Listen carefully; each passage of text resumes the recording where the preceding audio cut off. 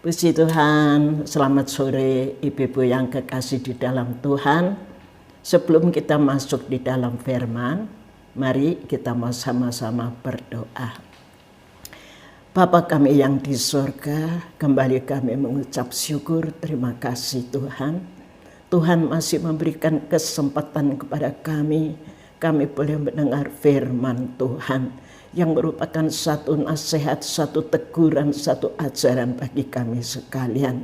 Sebelum kami menyampaikan firman Tuhan, Allah Roh Kudus kuasai hati dan pikiran kami semua, bahkan urapi kami semua, supaya apa yang menjadi maksud Tuhan di dalam firman Tuhan kami boleh menangkap dengan baik dan kami boleh menjadi pelaku-pelaku firman Tuhan. Terpujilah namamu Tuhan, di dalam nama Tuhan Yesus Kristus kami sambut firman Tuhan. Haleluya, amin. Shalom ibu-ibu yang kekasih di dalam Tuhan. Sebelum saya menyampaikan firman Tuhan, ada tertulis di dalam Amsal Sulaiman Fatsal yang ke-6. Di situ dikatakan bahwa firman Tuhan itu merupakan perintah, ajaran, teguran. Senang gak senang harus mau ditegur, senang gak senang harus mau diajar dan harus mau melakukannya. Karena itu pada sore hari ini mari kita mau sama-sama masuk dalam firman Tuhan yang berjudul dikenal dari buahnya. Dikenal dari buahnya, yang terdapat di dalam Lukas 6 ayat 43 sampai dengan 45. Demikian bunyi firman Tuhan. Karena tidak ada pohon yang baik yang menghasilkan buah yang tidak baik, dan juga tidak ada pohon yang tidak baik yang menghasilkan buah yang baik. Sebab setiap pohon dikenal pada buahnya. Karena dari semak duri orang tidak memetik buah ara, dan dari duri-duri tidak memetik buah anggur.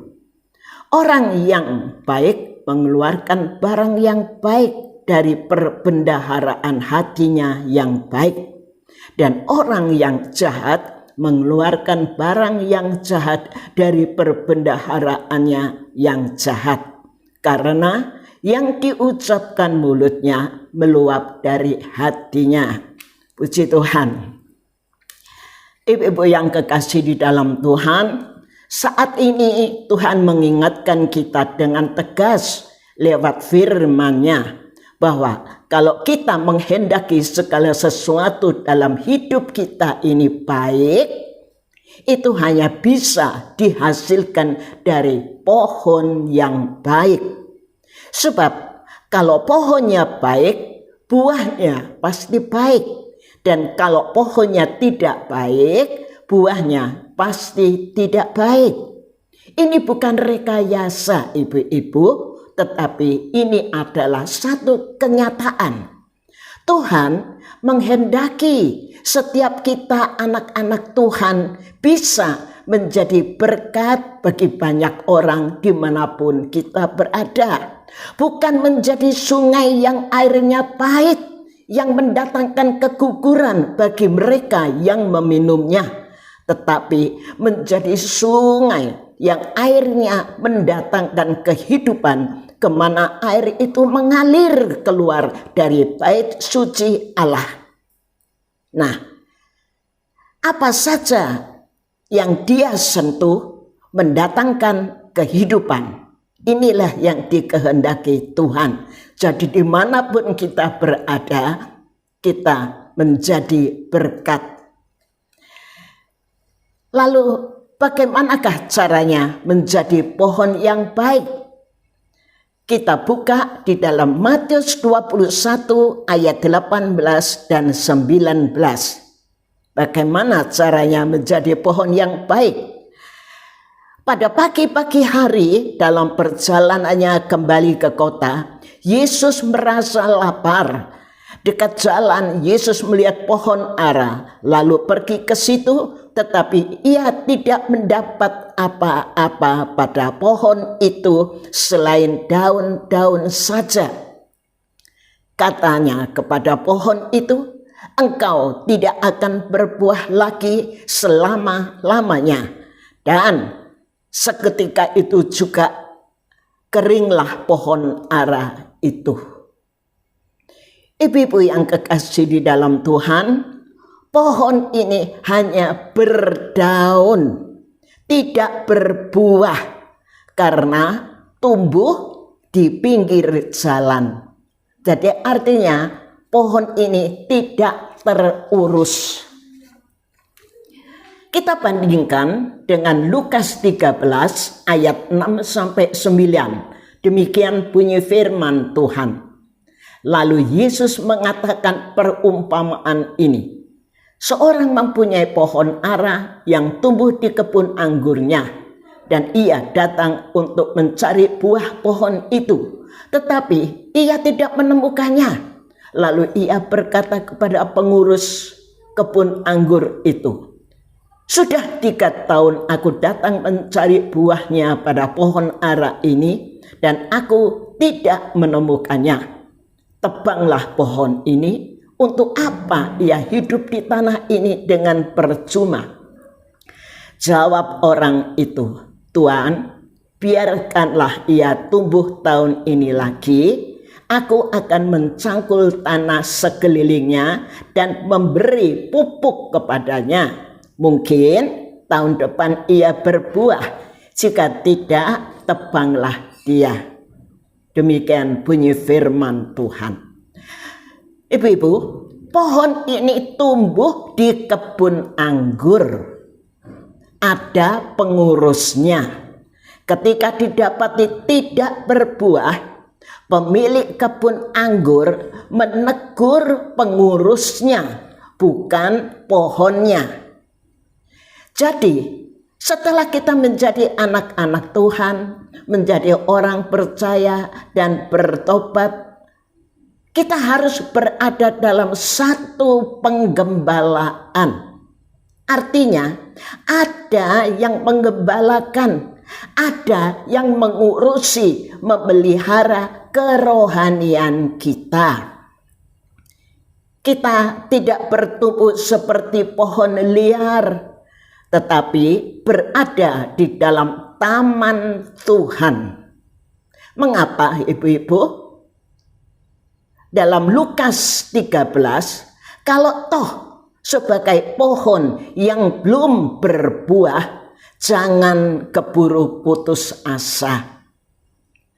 Pengurus kebun anggur itu berkata, aku akan mencangkul tanah sekelilingnya dan memberi pupuk. Inilah yang dikatakan oleh pengurus kebun itu. Nah, ibu-ibu, untuk menjadi pohon yang baik, bagaimanakah caranya? Yang pertama, untuk menjadi pohon yang baik, relakan diri Anda untuk ditegur, untuk dididik, diingatkan lewat kebenaran firman Tuhan. Karena hanya firman Tuhan itulah kebenaran. Firman Tuhan itu adalah pupuk, adalah rabuk yang menyehatkan bagi pohon.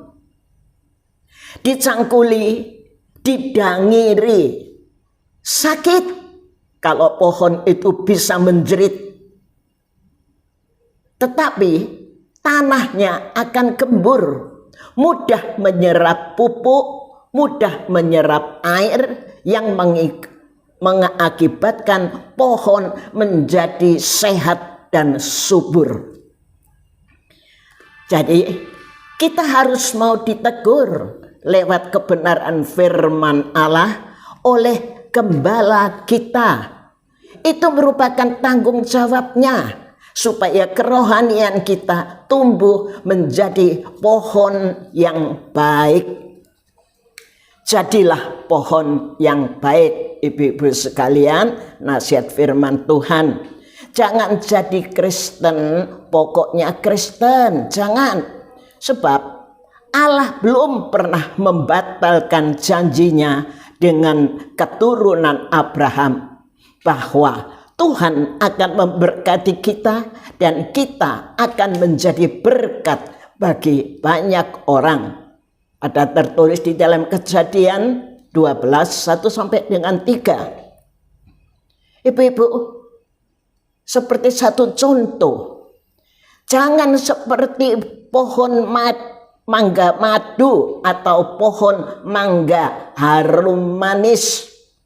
Soal tidak keluar madunya, itu bukan urusanku, tidak penting. Pokoknya aku namanya pokoknya aku namanya mangga madu. Jangan puas dengan sebutan saja. Mangga harum manis, perkara aku tidak berbau harum, itu bukan urusanku. Pokoknya aku ini mangga harum manis. Apa sih perlunya stempel atau KTP Kristen, tetapi kehidupannya tidak berbau Kristus? Yang sebenarnya kita ini adalah bau yang harum dari Kristus di tengah-tengah mereka yang diselamatkan dan di antara mereka yang binasa. 2 Korintus 3 ayat yang ke-15.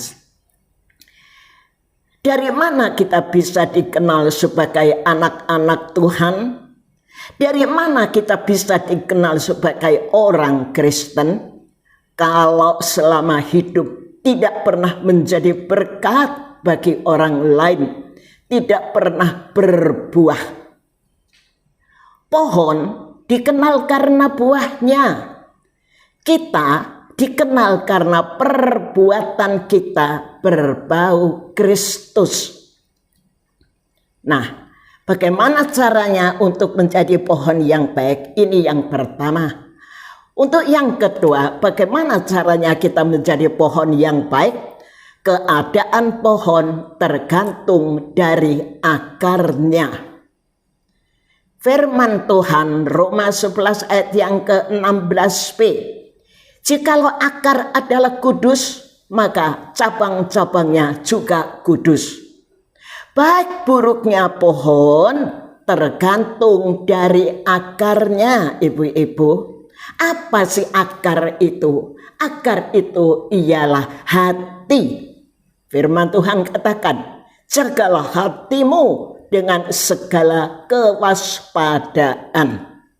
Jagalah, ya, duduklah, hormatilah. Lah di sini artinya satu perintah untuk kita supaya kita terlatih mahir menjaga hati kita sendiri. Jadi satpam menjaga hati ini bukan urusan gembala. Menjaga hati ini bukan urusan pemimpin, tetapi kita sendiri yang harus menjaganya.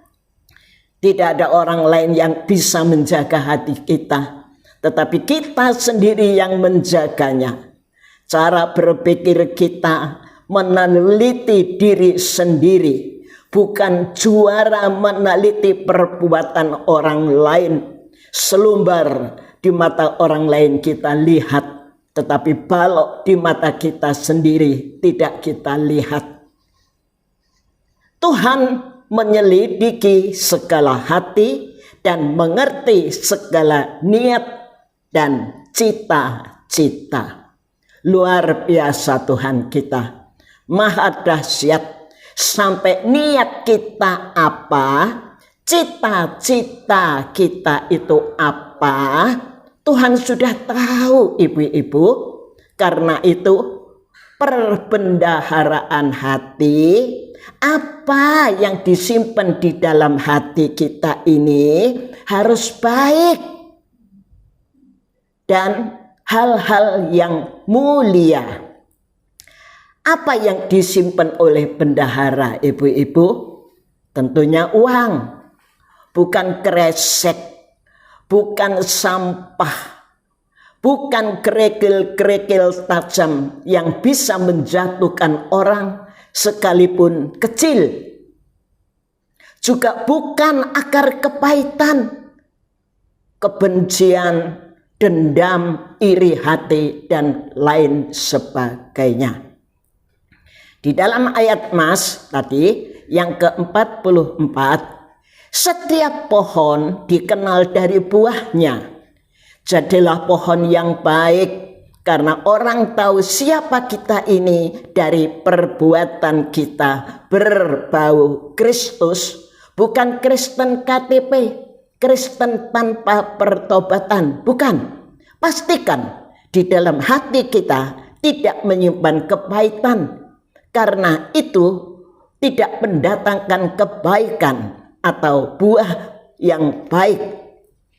Kalau hati ini masih banyak duri, ibu-ibu, jangan harap kita bisa memetik atau menghasilkan buah ara atau buah anggur. Allah tidak membiarkan dirinya dipermainkan. Galatia 6 ayat 7 sampai 10. Ayat yang ke-8, ingat hukum menabur menuai. Jangan jemu-jemu berbuat baik. Nah, setiap tulisan yang diilhamkan Allah memang bermanfaat untuk mengajar, untuk menyatakan kesalahan, untuk memperbaiki kelakuan, dan untuk mendidik orang dalam kebenaran. Dengan demikian, tiap-tiap manusia kepunyaan Allah diperlengkapi untuk setiap perbuatan baik. 2 Timotius 3 ayat 16 dan 17. Kalau kita merasa adalah anak-anak Tuhan, mari ibu-ibu, mari kita mau sama-sama belajar hidup di dalam kekudusan, hidup di dalam kebenaran. Jangan terpengaruh dengan keadaan atau situasi zaman. Firman Tuhan 1 Petrus 2 ayat 12. Milikilah cara hidup yang baik di tengah-tengah bangsa-bangsa bukan Yahudi, supaya apabila mereka memfitnah kamu sebagai orang durjana, mereka dapat melihatnya dari perbuatanmu yang baik dan memuliakan Allah pada hari Ia melawat mereka. Belajar berkata yang benar, tidak tukang bohong, ya. Perbuatan kita yang benar, niat hati yang baik, niat hati yang benar.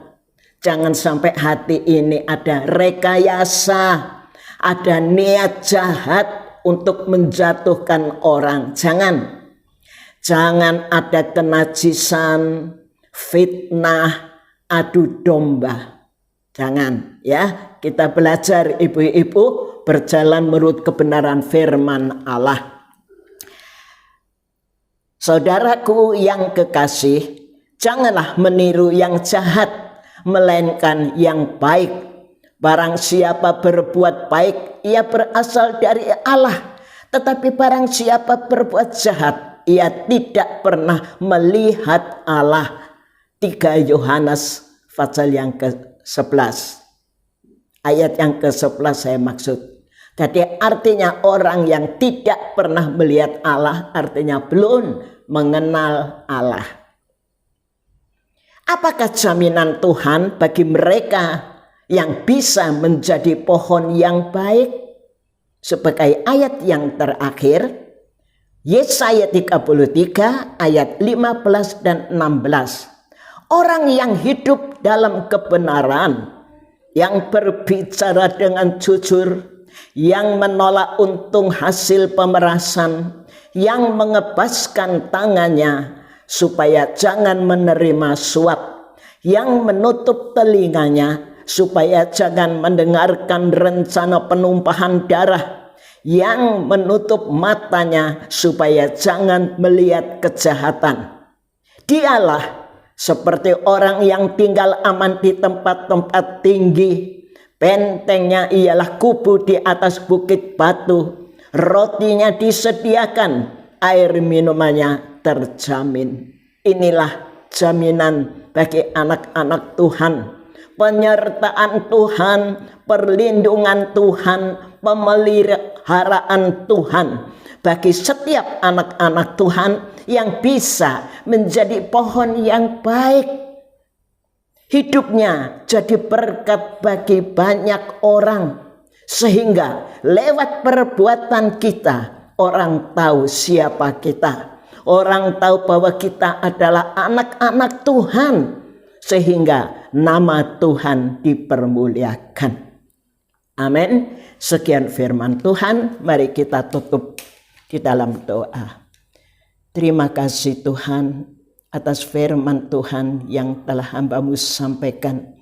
Hamba-Mu terbatas, biarlah Roh Kudus menyempurnakannya, supaya setiap firman Tuhan yang sudah kami dengar benar-benar boleh mengubahkan kehidupan kami, karena supaya nama Tuhan dipuji, dipermuliakan. Kami berdoa untuk para pendengar yang saat ini mendengarkan firman Tuhan.